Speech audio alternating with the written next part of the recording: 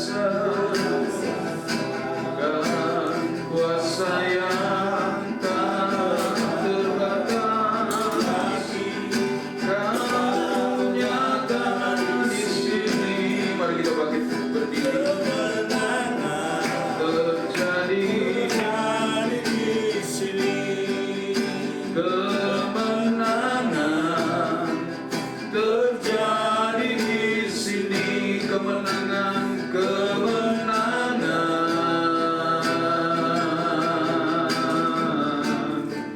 Terjadi di sini. Haleluya. Kami adalah orang-orang yang memutuskan untuk menang, Tuhan. Meskipun tantangan tidak henti-hentinya berusaha menghadang kami, tetapi kami percaya jika kami memutuskan untuk melangkah, maka Engkau membuka jalan bagi kami. Itu sebabnya teguhkan iman kami, mantapkan hati kami Tuhan, kokohkan keyakinan kami lewat kebenaran firman-Mu, bahwa Engkau selalu punya cara untuk membuat kami menang. Terpuji nama-Mu Bapa Yahweh. Kami kaum pria GPDI Kinamon Hutan Kayu mau mendengarkan firman Tuhan, mau dibangun oleh firman, mau mempraktekkan firman, supaya kami melihat tangan-Mu yang berkuasa menolong dan menopang kami. Demi Yesus Hamasiah, kami sudah berdoa ucap syukur kau urapi hamba-Mu yang tak berguna ini, yang hanya melakukan apa yang hamba harus lakukan. Demi nama Yesus. Haleluya. Yang percaya berkata amin. Haleluya. Shalom. Halo. Shalom Kimen. Puji Tuhan. Haleluya. Bagi para penonton, selamat datang di ruangan yang baru. Karena kita berbagi ruangan dengan kaum wanita, jadi kaum pria ngalah di ruangan yang lebih kecil, ya. Puji Tuhan. Tapi tidak mengurangi kehadiran Tuhan. Amin. Amin. Haleluya. Mari kita membuka kitab kita, Mazmur 18 ayat 29 sampai ayat 35. Mazmur pasal 18, Mazmur dari seorang yang menang, yaitu Daud. Daud dari awal memang adalah seorang pemenang. Dia petarung sejati. Dia selalu menang, ya. Sehingga dia membuat Saul cemburu, terbakar cemburu. Tetapi Daud juga pernah kalah, saudara. Ya. Bukan oleh Filistin, bukan oleh Goliat, tapi oleh siapa, saudara? Oleh seorang wanita, ya, Batseba.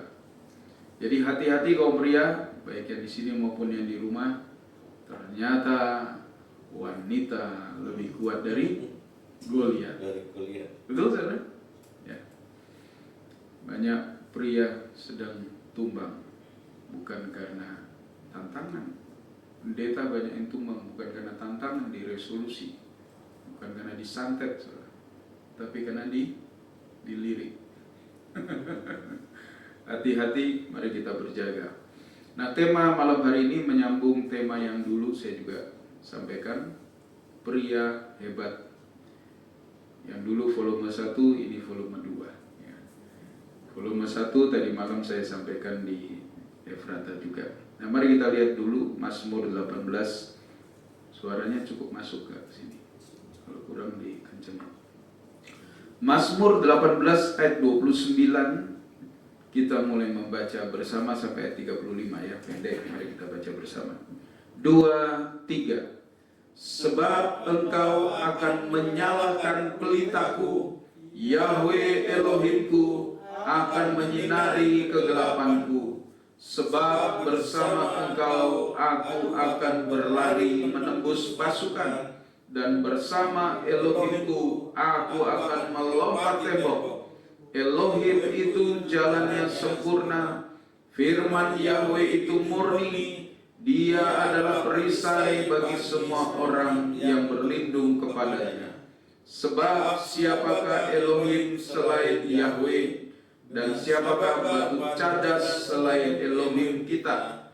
Elohim Elohimlah yang mengikat pinggangku ke perkasaan, dan Dia membuat jalanku sempurna.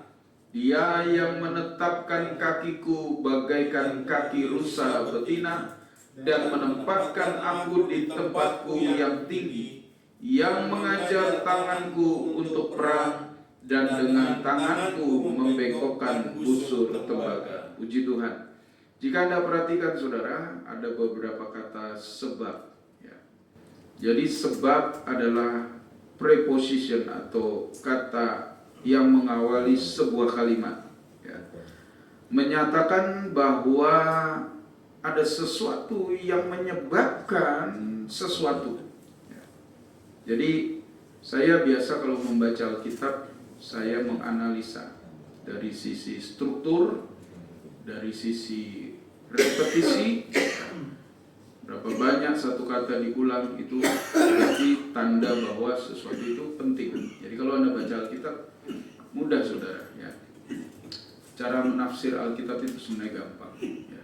Yang pertama tentu bergaulah dengan yang menulis Alkitab, bukan Daud tetapi itu Tuhan. Ya.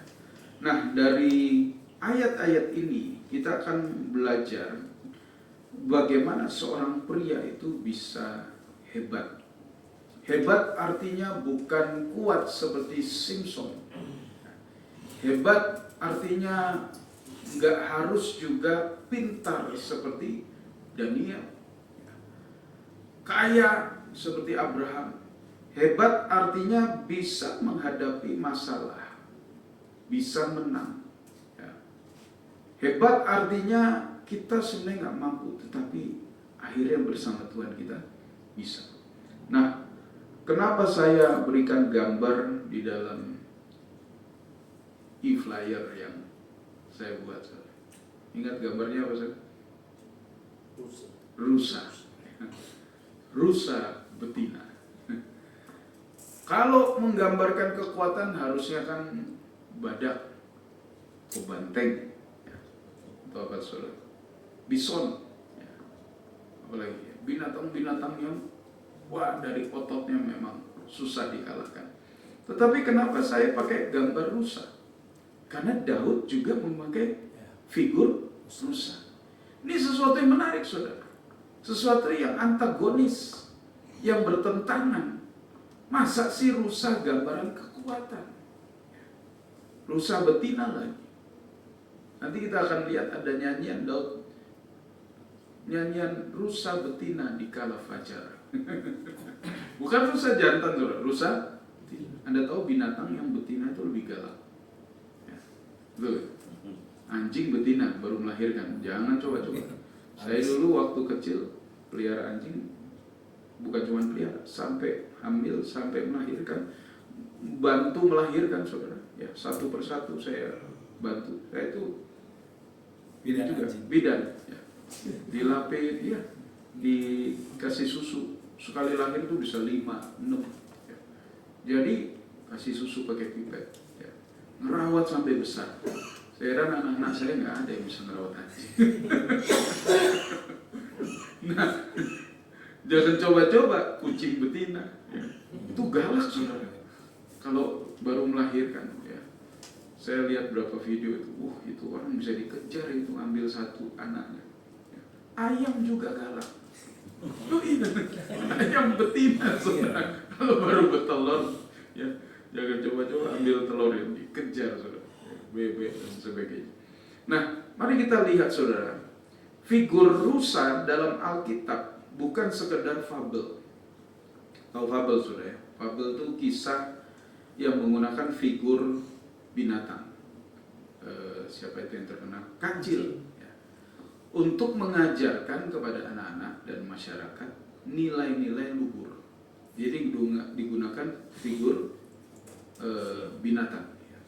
Tetapi ketika Alkitab menyampaikan atau menyebut satu hewan, itu bukan sekedar fabel atau fiksi, ya, yang hanya sekedar menggambarkan budi pekerti manusia lewat tokoh-tokoh hewan ini, ya, mendongeng dengan fabel. Tetapi ada maksud yang benar-benar ingin disampaikan Alkitab. Dan rusa adalah binatang tentu yang lemah secara fisik. Anda pernah melihat rusa diterkam oleh predatornya, singa atau serigala, pernah saudara? Dia nggak berontak sama sekali. Bahkan ada pernah rusa betina dengan anaknya. Jadi dia supaya anaknya itu selamat, dia membiarkan dirinya tuh dimangsa, dan dia tidak berontak. Dia membiarkan pelan-pelan dia mati. Itulah rusa. Binatang yang lemah, lugu, dan juga baik. Ya. Kita tidak pernah mendengar rusa menyerang manusia. Kalau kanguru jangan coba-coba. Kanguru itu wah galak ya. Tapi rusa yang begitu lemah, lugu, dan baik hati dipakai oleh Alkitab sebagai gambaran beberapa hal dalam firman Tuhan, khususnya dalam kitab Mazmur. Saya ambil contoh ya, mari kita melihat Mazmur 22, saudara. Kita survei dulu sebentar. Mazmur 22 ayat 1 sampai 4. Ini yang tadi saya sebutkan. Nyanyian ini dikutip juga oleh Yesua di kayu salib. Mazmur 22 ayat 1. Untuk pemimpin musik menurut nada lagu rusa di kala fajar. Mazmur Daud. Elohimku, Elohimku, mengapa engkau meninggalkan aku? Jauh dari keselamatanku dan dari ucapan rintihanku. Ya Elohimku, aku berseru pada waktu siang, tetapi engkau tidak menjawab. Dan pada waktu malam, tetapi tidak ada ketenangan bagiku. Namun engkaulah yang kudus, yang bersemayam di atas puji-pujian Israel. Saudara lihat, lagu ini seolah-olah lagu orang putus asa. Tetapi tidak, saudara. Karena dari nadanya kita harus tahu endingnya apa. Kalau kita hanya baca ayat 1 sampai 4, khususnya ayat 2 sampai 4, itu ada satu deskripsi seperti Daud itu mengalami ditinggalkan Tuhan. Dia berseru, Elohimku, Elohimku, mengapa engkau meninggalkan aku? Ya benar saudara. Lalu dia bilang apa? Pada waktu siang dia berseru tidak dijawab. Pada waktu malam gak ada ketenangan. Tapi ingat saudara, dia tetap berkata, engkaulah yang kudus yang bersemayam di atas puji-pujian Israel. Tapi lagu ini dinyanyikan dengan nada rusa di kala fajar. Saudara, fajar, siang, malam, habis itu apa? Fajar. Rusa di kala fajar artinya rusa yang menemukan jawaban kemenangan di kala fajar. Anggap saudara ya. Jadi Daud itu sedang memasmurkan satu pujian bahwa dia itu sempat mengalami siang gak ada jawaban, malam itu gak ada ketenangan. Saudara, kalau Anda tidak dapat jawaban, malam bisa tidur gak? Gak bisa kan saudara? Ya, gelisah. Tapi ingat judulnya rusa di kala fajar. Artinya Daud mengalami kemenangan kapan saudara? Fajar. Nah, lagu ini menariknya dikutip oleh Yesua di kayu salib, yang jadi ucapan yang terkenal. Eli, Eli, lama sabatani. Nah, masalahnya saudara, para penafsir Alkitab tidak membaca ayat ini dari kacamata Ibrani, sehingga mereka tidak mendapatkan makna yang disampaikan oleh Yesua. Lalu diviralkan, Yesua itu merasa ditinggalkan Bapa. Enggak, saudara. Yesua ketakutan, Yesua seperti wegah mate. Orang Jawa bilang, Tuhanmu wegah mate. Itu yang dihembuskan saudara. Tuh lihat tuh Tuhanmu di kayu salib. Berseru dia ditinggalkan oleh Elohim. Padahal tidak saudara. Ternyata waktu Yesua di kayu salib, dia menyanyikan kitab Mazmur. Itu bukan seruan pribadinya. Dia sedang menyanyikan kitab Mazmur untuk siapa saudara? Untuk orang-orang yang ada di dekat salib. Maria ibu Yesua, Maria Magdalena, dan Maria-Maria yang lain, dan Yohanes murid Yesua yang sampai di bawah kayu salib. Maksudnya Yesua gini, Yesua mau mengingatkan lewat lagu atau mazmur ini, jangan takut. Kamu memang siang ini akan menangis. Kamu nanti malam gak bisa tidur. Jelas saudara, mereka gak bisa tidur karena mereka ingat Yesua tapi fajar menyingsing akan ada. Saudara nangkep ya maksudnya ya. Jadi Yesua menyanyikan lagu ini untuk membangkitkan harapan mereka. Jangan takut, akan ada fajar harapan. Kapan fajar harapannya datang? 3 hari kemudian, yaitu waktu hari kebangkitan Yesua. Ada ingat kan? Pagi-pagi wanita-wanita ini sudah datang di jalan, mereka bertanya satu dengan yang lain, siapa nanti akan menggulingkan batu.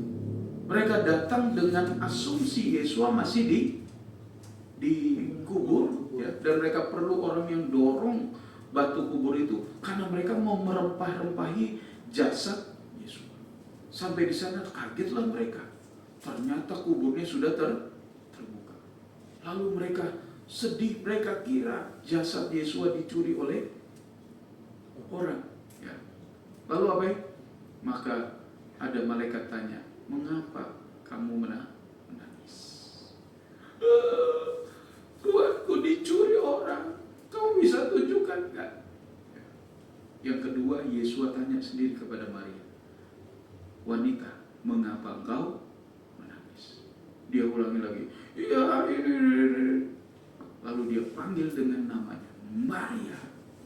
Waktu dia panggil dengan namanya, kagetlah Maria. Dia ingat suara Yesus. Guru, katanya. Waktu dia mau sentuh, Yesus bilang, jangan sentuh aku. Aku belum pergi kepada Bapa. Jadi fajar harapan adalah bicara kebangkitan Mesias, kebangkitan Yesus. Itu menariknya, saudara, luar biasa. Jadi fajar yang dimaksudkan di Mazmur ini melambangkan harapan sesudah senja yang kelam, di mana Yesua wafat dan 3 hari kemudian dia bangkit. Nah, itu ada di Yohanes 20 ya. Coba kita lihat sebentar, saudara. Yohanes 20 ayat 15. Yesua berkata kepadanya, hai wanita, mengapa engkau menangis? Jadi lagu Rusa di Kala Fajar adalah lagu kemenangan, bukan lagu putus asa. Bukan lagu orang yang ditinggalkan Tuhan, bukan, saudara. Daud tidak pernah ditinggalkan Tuhan. Dia yakin Tuhan selalu memberi kemenangan. Jadi waktu dia bernyanyi, Eloi, Eloi, lama sabachthani, itu bukan artinya dia itu kehilangan harapan. Justru lagu itu lagu penuh pengharapan. Karena fajarnya ada jawaban. Amin. Yohanes 20 ayat 15, coba kita lihat, saudara. Hai wanita, mengapa engkau menangis? Engkau ini mencari siapa? Karena mengira bahwa dia adalah tukang kebun, dia berkata kepadanya, Maria berkata kepada Yesua, Tuhan, jika engkau telah membawa dia, katakanlah kepadaku di manakah engkau meletakkan dia, maka aku akan mengambil dia. Yesua berkata kepadanya, hai Maria. Sambil menoleh, maka dia berkata kepadanya, Rabi. Itulah yang disebut guru. Jadi saudara, rusa menggambarkan justru bukan kelemahan. Rusa menggambarkan ketabahan. Menggambarkan apa, saudara? Ketabahan. Jadi pria kuat, pria hebat adalah pria yang tabah. Amin. Kita lihat satu ayat lagi, saudara, sebelum kita mengulik tentang hal itu. Mazmur 42. Di situ juga ada gambaran yang menggunakan figur rusa, tapi bukan oleh Daud, tetapi oleh Bani Korah. Mazmur 42 ayat 1-3. Untuk pemimpin musik, nyanyian pengajaran Bani Korah. Seperti rusa merindukan sungai yang berair, demikianlah jiwaku merindukan engkau, ya Elohim. Jiwaku haus kepada Elohim, kepada Elohim yang hidup. Bilakah aku datang di hadapan Elohim? Di ayat ini Rusa menggambarkan kerinduan kepada Elohim. Jadi luar biasa rusa ini, saudara. Dia dipakai menjadi gambaran dari ketabahan. Dia juga dipakai menjadi gambaran dari kerinduan yang sangat kuat. Saya pernah gambarkan, kalau rusa dia haus itu dia turun dari gunung, karena dimaksud rusa ini bukan rusa di kebun raya Bogor, saudara, tapi rusa gunung. Dia tinggal di perbukitan. Nah, kalau dia haus dia harus turun mencari sungai, karena sungai adanya di bawah. Maka dia akan meloncat di tebing-tebing itu dengan kakinya yang kecil. Tetapi dia, karena dia rindu, dia menanggung resiko. Bayangkan kalau dia keselio, patah kakinya. Tapi karena dia rindu, dia datang. Di bawah juga mungkin ada predator. Tapi betapa dia rindu kepada sungai itu, sehingga kerinduan Musa yang luar biasa ini dipakai oleh pemazmur untuk menggambarkan kerinduan yang begitu kuat. Saya yakin Anda hari ini datang karena Anda rindu Tuhan. Amin. Anda bukan rindu satu dengan yang lain saja, tapi kita rindu Tuhan. Haleluya. Seperti itulah kerinduan. Nah, rusa di kitab Mazmur juga dipakai untuk menggambarkan karakter justru yang bertolak belakang dengan aslinya, yaitu karakter binatang yang lemah. Tapi dipakai untuk menggambarkan satu orang yang kuat, yang harusnya lemah jadi kuat. Nah, dalam kitab Mazmur 18 tadi, kita kembali pada Mazmur 18, saudara. Mari perhatikan ayat 30. Saya beri contoh bagaimana pemazmur memberi satu deskripsi yang bertolak belakang dengan figur rusa ini. Ayat 30, pemazmur berkata, sebab bersama engkau aku akan berlari menembus pasukan. Dan bersama Elohimku aku akan melompat tembok. Ayat 34, saudara. Dia yang menetapkan kakiku bagaikan kaki rusa betina. Sekali lagi, rusa betina. Dan menempatkan aku di tempatku yang tinggi. Ayat 35, yang mengajar tanganku untuk perang, dan dengan tanganku membengkokkan busur tembaga. Saudara, luar biasa, busur yang biasa kita kenal itu busur dari kayu. Saya dulu suka membuat senjata, saudara. Saya buat pedang, saya buat panah. Betulan, saudara. Saya cari bambu, ya, bambu panjang, saya bentuk, ya, tengahnya itu saya kasih pegangan, grip and grip, ujungnya saya kasih kaitan. Lalu saya bikin panah. Dan itu panah beneran. Tetapi panah yang di sini busurnya itu bukan dari bambu. Sekuat-kuatnya bambu, dia punya latensi itu tidak bisa menembus tembok. Tapi ini dari tembaga. So bayangkan kekuatan dari tembaga. Dan firman Tuhan berkata, Daud diajar untuk perang dengan tangan yang mampu membengkokkan busur tembaga. Artinya tangannya mesti mampu menarik busur itu yang sangat keras, karena ketika dilepaskan itu, saudara, itu perisai seperti apapun akan tembus. Nah, apa tujuan daripada pemakaian figur-figur ini, saudara? Saya melihat bahwa firman Tuhan ingin mengajarkan bahwa untuk menjadi kuat dan menang tidak harus menjadi seorang banteng. Untuk kita menjadi kuat dan hebat, tidak harus menjadi banteng atau singa atau bison, ya. Karena kalau kita pria, saudara, ya, bukan hanya pria, mungkin pada umumnya orang itu ingin dirinya menjadi seperti itu, menjadi seperti itu, menjadi seperti itu, menjadi seperti itu. Oh, kalau saya seperti itu, saya akan kuat. Oh, saya kalau kuat, saya harus gini, gini, gini. Akhirnya, saudara, kita tidak menjadi diri kita sendiri. Padahal Tuhan dapat membuat seseorang menjadi kuat dari modal yang paling lemah, yaitu bagaikan seekor rusa. Itu maksud firman Tuhan. Dalam keadaanmu yang begitu lemah seperti seekor rusak. Tuhan dapat membuatmu menang. Haleluya. Jadi maksud firman Tuhan membuat dikotomi yang begitu jauh, rusa dengan apa yang saya sampaikan tadi. Bagaimana dia menembus pasukan, bagaimana dia melompat tembok, bagaimana dia kakinya itu ditaruh di tempat tinggi, bagaimana dia perang dan membengkokkan tembaga. Tidak perlu menjadi seorang Simpson, cukup menjadi dirimu apa adanya. Amin. Anda harus percaya bahwa dari manapun kita bersama Tuhan, Tuhan dapat melatih kita. Yang kedua, saudara, tujuannya adalah supaya kita bisa mengetahui cara dan mengerjakannya dengan baik. Lebih penting daripada memikirkan kelemahan kita dan menyesali keadaan kita dan situasi yang ada. Apalagi jika kita mengeluh dan komplain sama Tuhan. Jadi maksud Tuhan gini, kamu tuh lebih baik tahu caranya. Tahu caranya yang benar dan baik.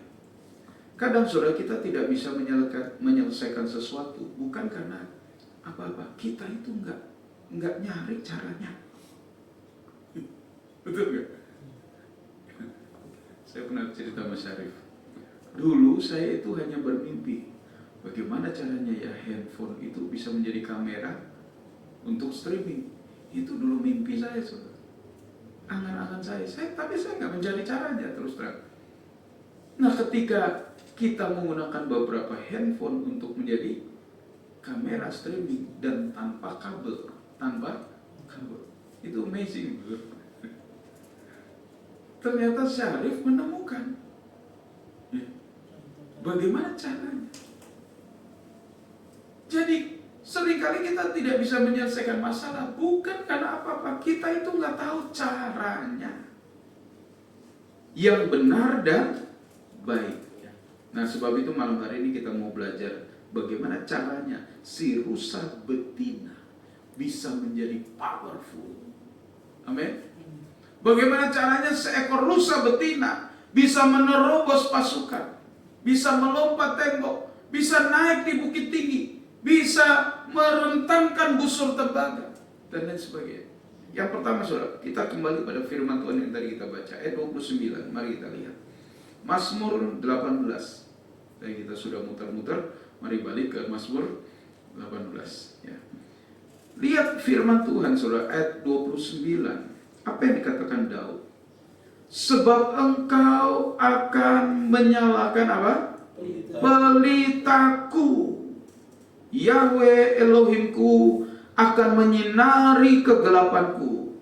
Jadi ayat 29 adalah yang pertama, cara yang pertama, bahwa pelita kita harus menyala. Soalnya ingat yang saya pernah sampaikan, Amsal 20 ayat 27, kita baca aja supaya ingat, saudara. Amsal 20 ayat 27. Roh manusia adalah pelita Yahweh. Jadi ketika firman Tuhan, baik perjanjian lama, lalu juga sampai perjanjian baru, ayat-ayat yang beberapa kali disampaikan dari perumpamaan 5 gadis bodoh dan 5 gadis bijak, di mana problemnya adalah pelita yang padam. Problemnya kan itu saja, saudara. Nggak ada yang kalah cantik atau kalah anggun, semua cantik dan anggun. Tapi masalah yang 5 itu, bahwa pelita yang menyala, ada cadangan minyaknya, yang 5 lagi pelitanya sudah padam. Dan saya sudah jelaskan, yang dimaksud pelita di situ adalah roh manusia. Sebab firman Tuhan berkata, Amsal 20 ayat 27, roh manusia saudara, bukan Roh Kudus ya. Roh manusia adalah pelita Yahweh. Jadi waktu manusia diciptakan, saudara ingat, Yahweh menghembuskan rohnya kepada, sehingga manusia itu menjadi makhluk yang hidup, living creature, makhluk yang hidup. Kalau enggak, dia hanya sebongkah tanah liat yang seperti patung.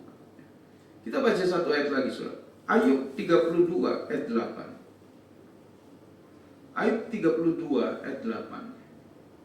Firman Tuhan berkata, sesungguhnya di dalam manusia itu ada roh. Sekali lagi ayat 32 ayat 8. Sesungguhnya di dalam manusia itu ada roh dan nafas yang maha kuasa dapat membuat mereka mengerti. Kata nafas dalam terjemahan King James dipakai kata inspiration.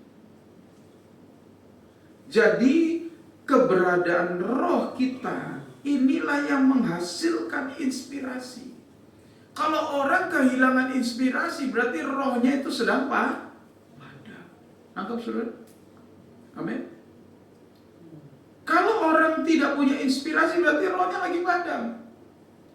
Sebab Ayub mengatakan sesungguhnya di dalam manusia itu ada roh dan inspirasi dari Yang Maha Kuasa dapat membuat mereka mengerti.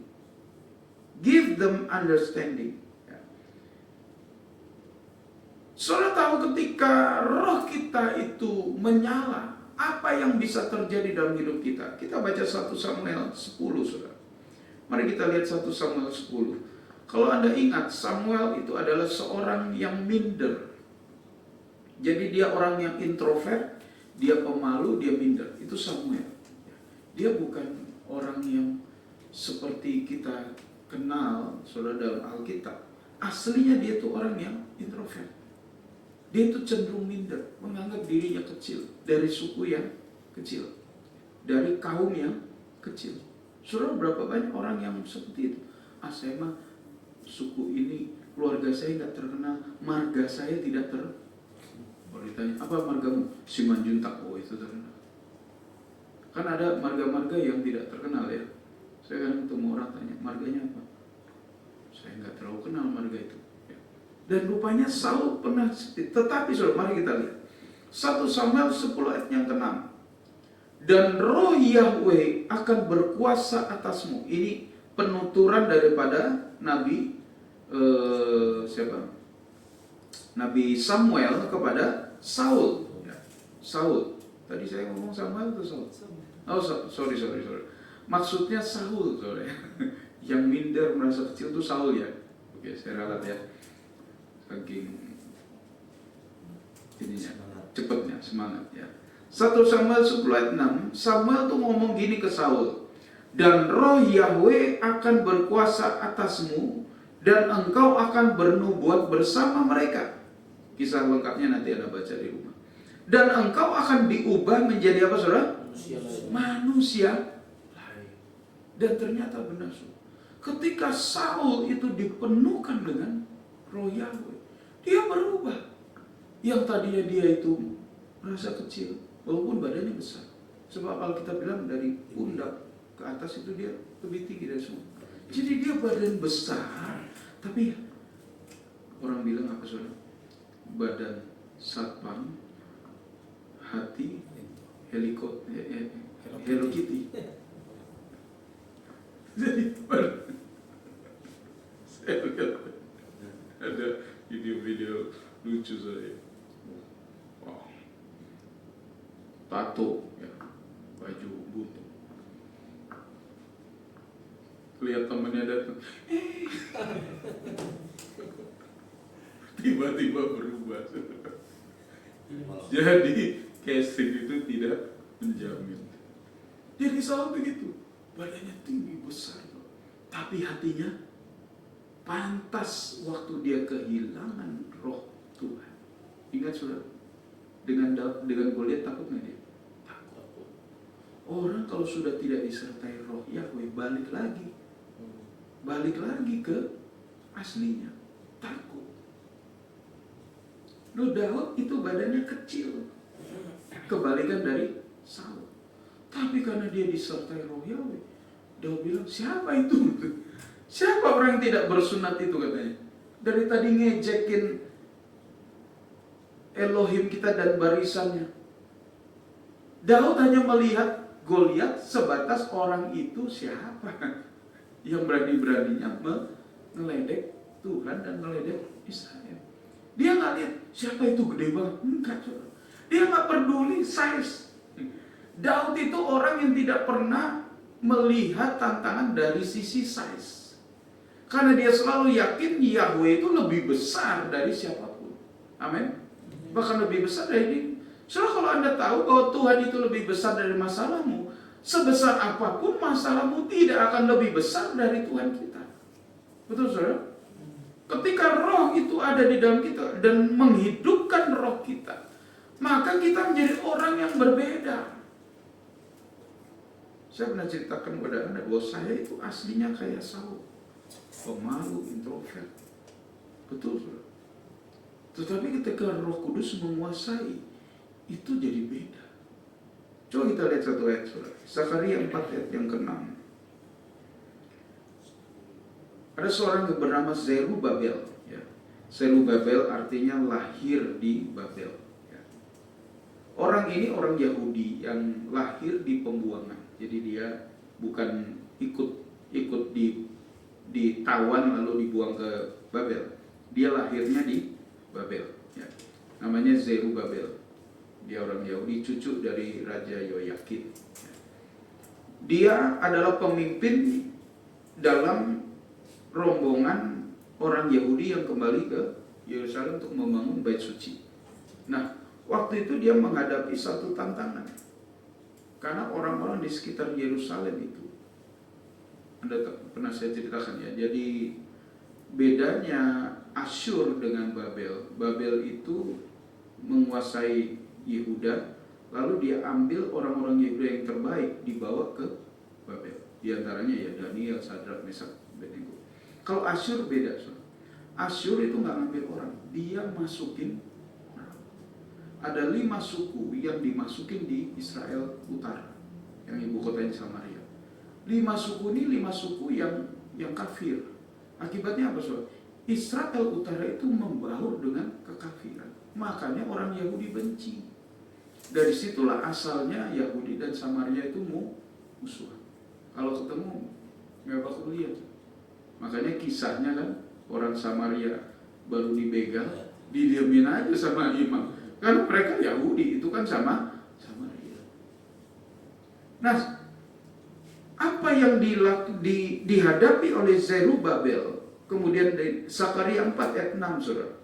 Kemudian dia menjawab dan berkata kepadaku dengan mengatakan, inilah firman Yahweh kepada Zerubabel yang berkata, bukan dengan kekuatan dan bukan dengan kuasa, tetapi dengan Rohku, Yahweh Sebaot berfirman. Jadi kemenangan keberhasilan Zerubabel membangun bait suci adalah karena roh Yahweh. Itu saja saudara.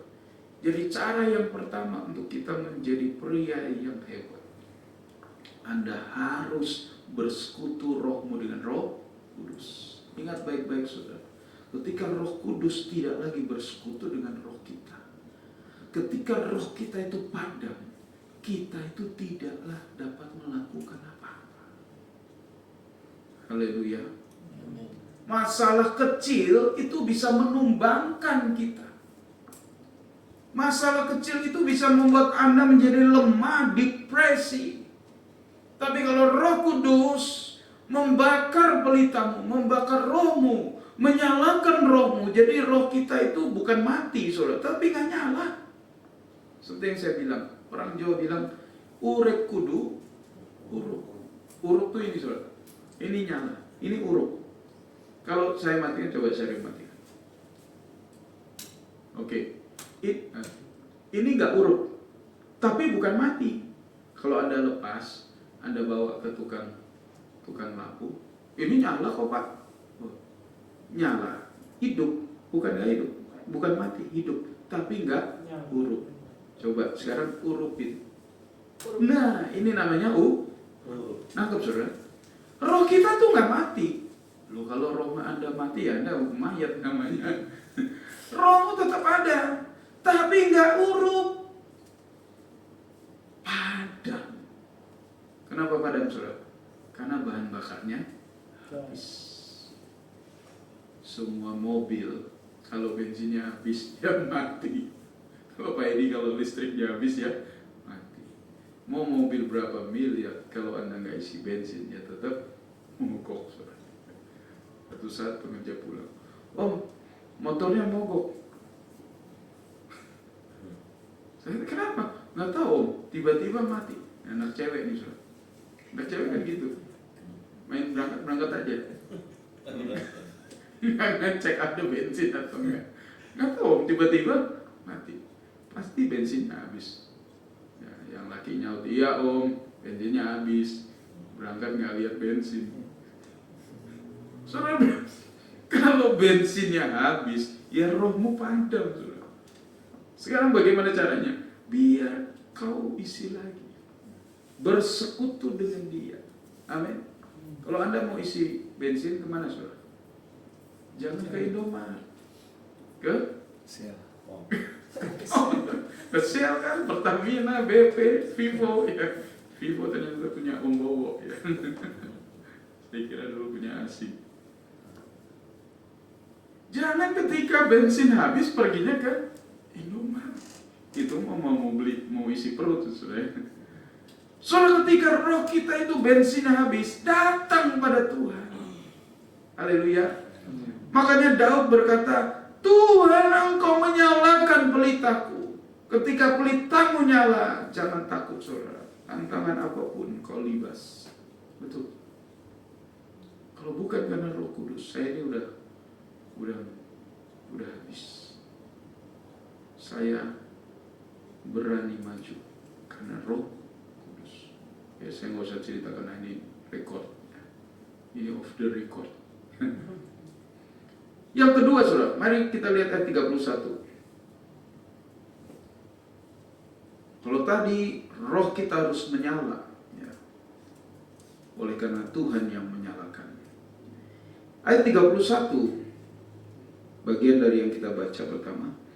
Elohim itu jalannya sempurna, firman Yahweh itu murni. Dia adalah perisai bagi semua orang yang berlindung kepadanya. Jelas saudara, yang kedua yaitu firman. Apa yang membuat seseorang kuat? Firman. Anda baca firman nggak? Jangan cuma membaca yang saya kirim tiap pagi, saudara. Itu makanan. Coba kita lihat saudara, Matius 4 ayat 4. Saya senang dengan terjemahan literal. Ya. Matius 4 ayat 4. Namun seraya menanggapi, dia berkata, telah tertulis, titik 2, manusia tidak akan hidup hanya oleh roti. Ini terjemahan yang bagus ya. Tidak akan hidup. Kalau terjemahan lain kan tidak hidup hanya oleh, tapi itu tentang selera berarti ya. Ini tentang kemutlakan. Tidak akan hidup hanya oleh. Kalau ente cuma makan roti, ente nggak hidup, maksudnya gitu. Tetapi oleh setiap firman yang keluar dari mulut Yahweh. Bukan masalah selera. Kalau Anda baca firman, bukan masalah selera. Bukan masalah Anda ngerti atau tidak juga. Tapi ini makanan. Kalau Anda makan, saudara, Anda ngerti nggak itu cara masaknya? Nggak ngerti kan? Tapi kenapa Anda makan? Kalau nggak lemes. Betul. Anda ngerti nggak? Zat-zat yang ada di dalamnya? Nggak ngerti juga. Tapi kenapa kita makan? Kenapa kita minum? Tubuh minta. Sama roh itu makanannya adalah firman. Kalau roh kita nggak dikasih makan, lemah sudah. Tantangan dikit tumbang. Tantangan dikit patah kita.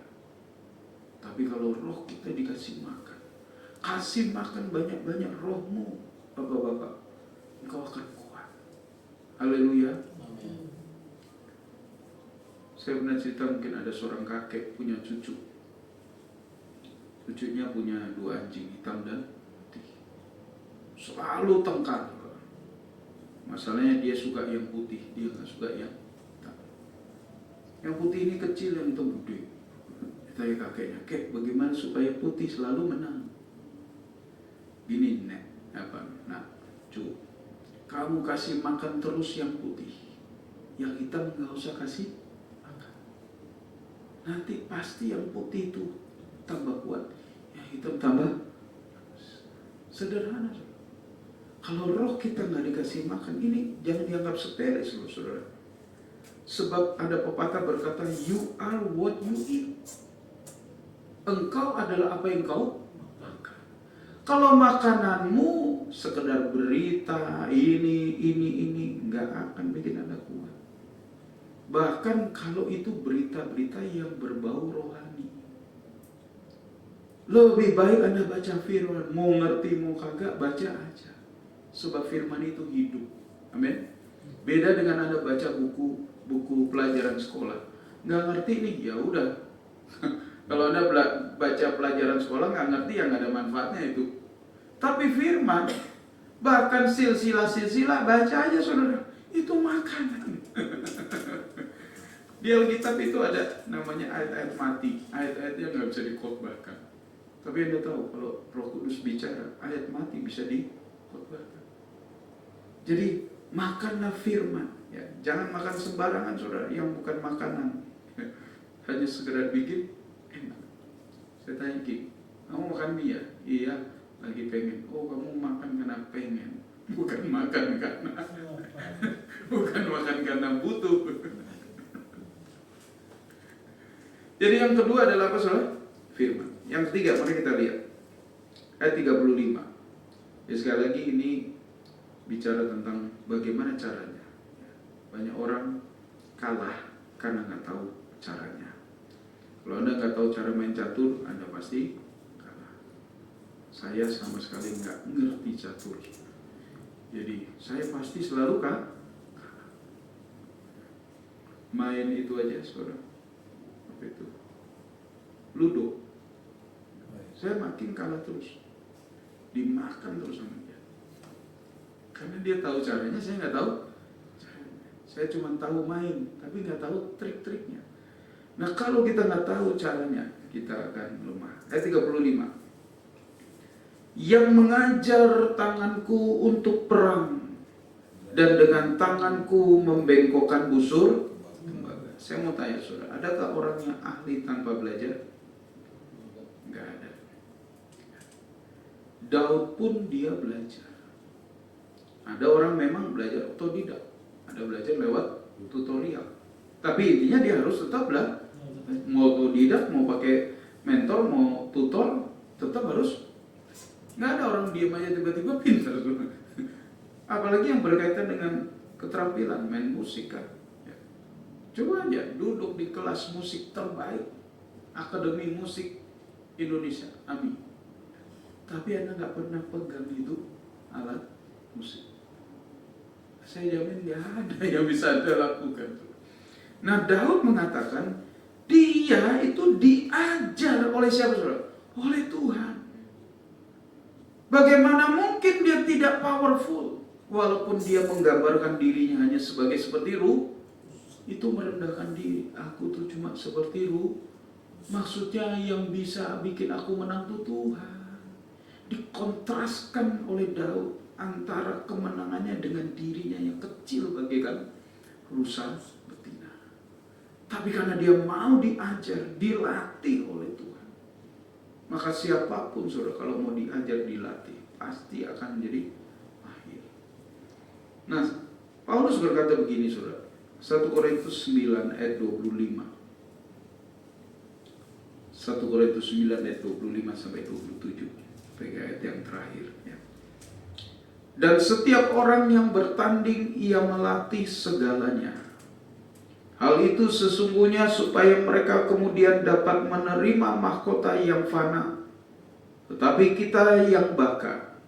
Jadi aku berlari sedemikian rupa, bukan seperti tanpa tujuan.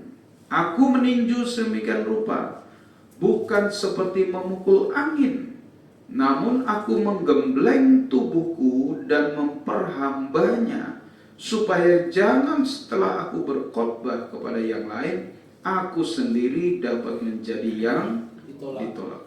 Even Paulus, dia berkata, aku tuh masih melatih, bahkan menggembleng tubuhku. Dia itu tahu caranya untuk menang, dia itu latihan dan penggemblengan. Dia tahu bahwa tanpa kesediaan untuk belajar dan berlatih, maka tidak ada yang berkembang dalam hidup kita. Dalam sisi apapun. Kita tahu otot itu perlu makanan, benar. Tapi otot juga perlu latihan. Ade Rai itu katanya makan tiap hari berapa putih telur? Puluhan. Tahu Ade Rai? Binaragawan. Kuncinya kan itu. Makan protein. Yang terbaik telur. Jangan daging. Banyak kolesterolnya.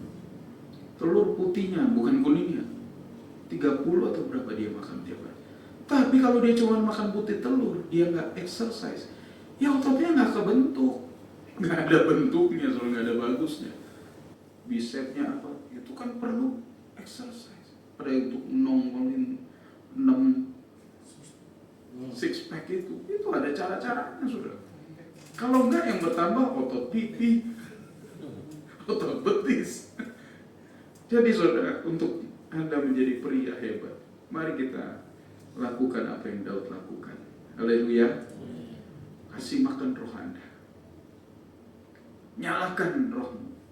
Jika Anda merasa rohmu sudah mulai padam, saudara, kita datang kepada Tuhan supaya Tuhan menyalakan kembali. Amin. Mari kita tunduk kepala. Beri api,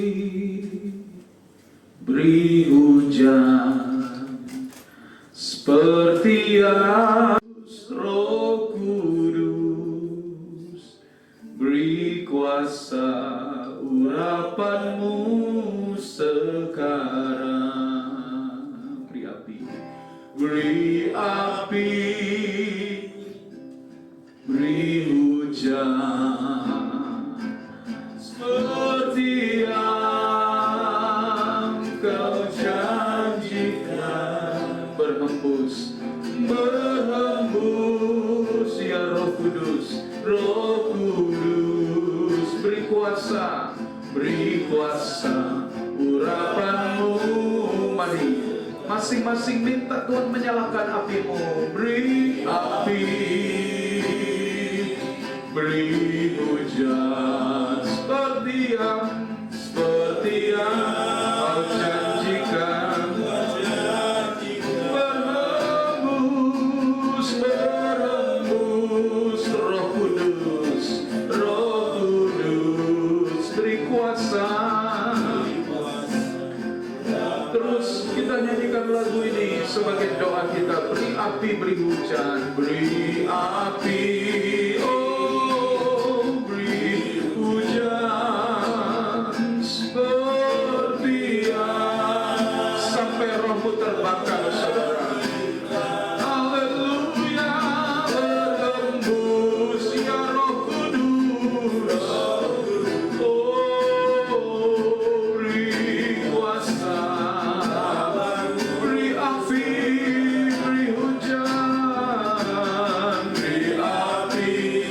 Sesuatu yang penting bagi hidupmu. Mari sungguh-sungguh minta Roh Kudus membakarmu kembali, menyalakan kembali rohmu, saudara. Jika hampir padam, haleluya, Tuhan berkata, sungguh yang pudar tidak akan dipadamkan, buluh yang terkulai tidak akan dipatahkan. Haleluya. Mari kita minta sungguh-sungguh, beri api, beri hujan.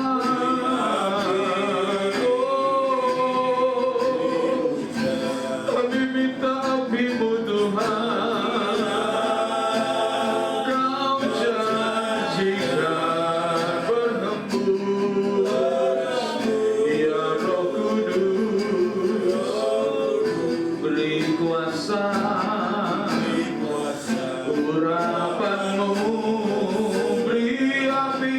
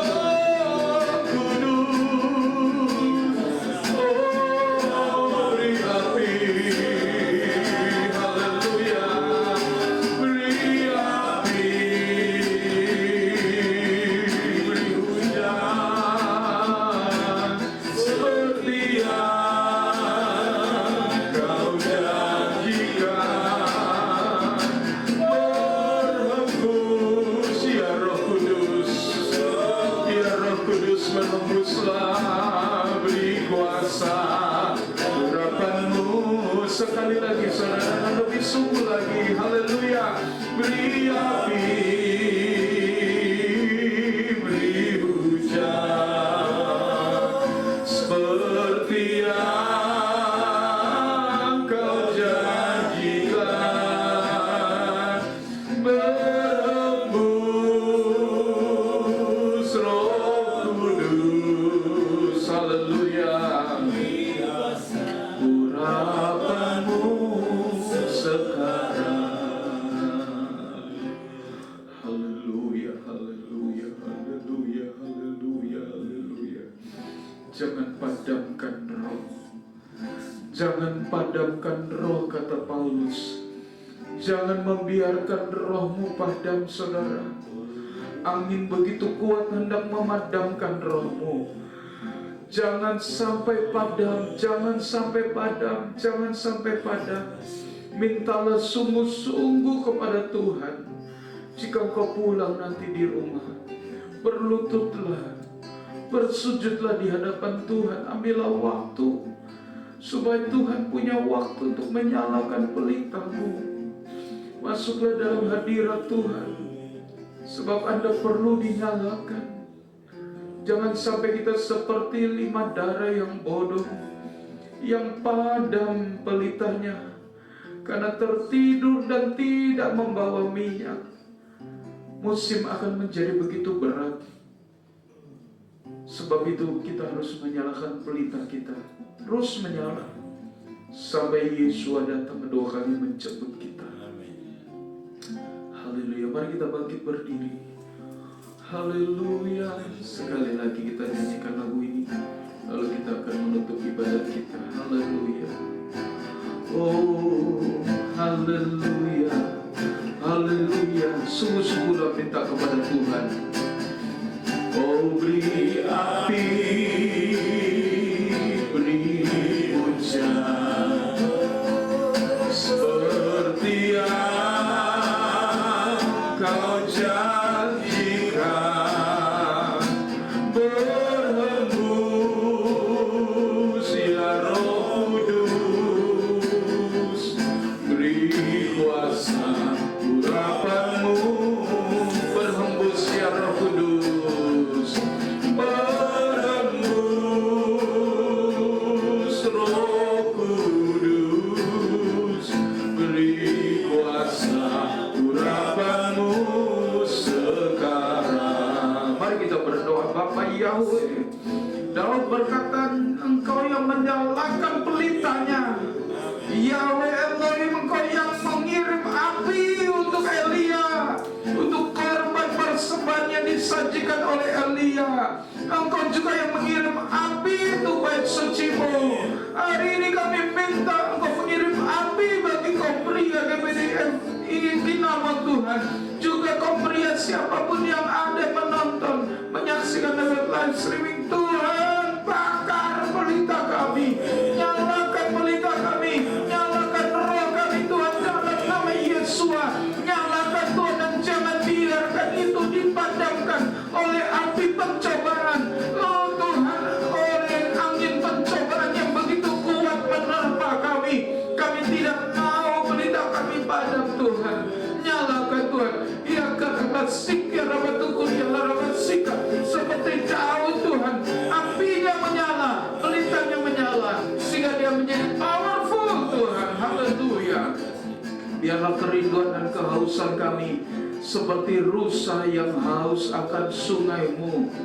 Tuhan, kami tahu tanpa kehausan itu kami tidak mungkin mendatangi sungai-Mu Tuhan. Bangkitkan kembali kehausan dan kerinduan dalam setiap hati kaum pria Kinamon yang ada Tuhan. Bangkitkan Tuhan pada Syarif, pada Bapak Tohonan, pada Bapak Edi, pada Bapak Isa, pada Bapak Mabel, pada Bapak Ian, pada Saudara Tony. Bangkitkan Tuhan kerinduan kami Tuhan. Bangkitkan dalam nama Yesus.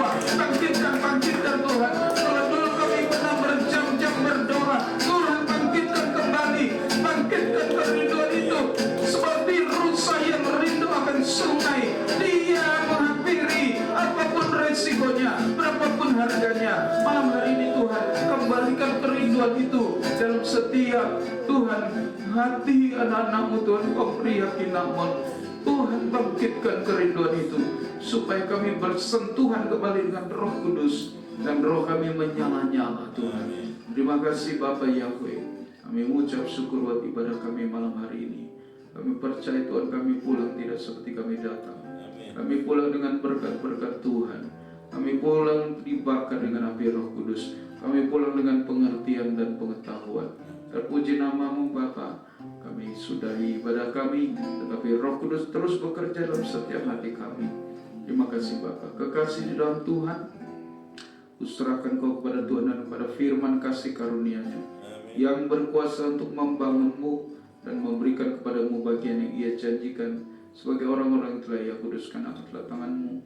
Kiranya anugerah yang sempurna, berkat yang terbaik turun dari Yahweh Elohim kita, Bapa yang kudus, dalam cinta kasih junjungan ilahi juru selamat kita Tuhan Yeshua Mashiach, dan persuran penghiburan penyertaan kuasa rohnya yang kudus menyertaimu dan saya mulai saat ini sampai ke fajar hari Maranatha. Tuhan Yeshua Mashiach kembali datang dalam kemuliaan yang menjemput gerejanya, dalam berkat nama Tuhan Yeshua Mashiach. Haleluya. Amin. Bapak Yahweh.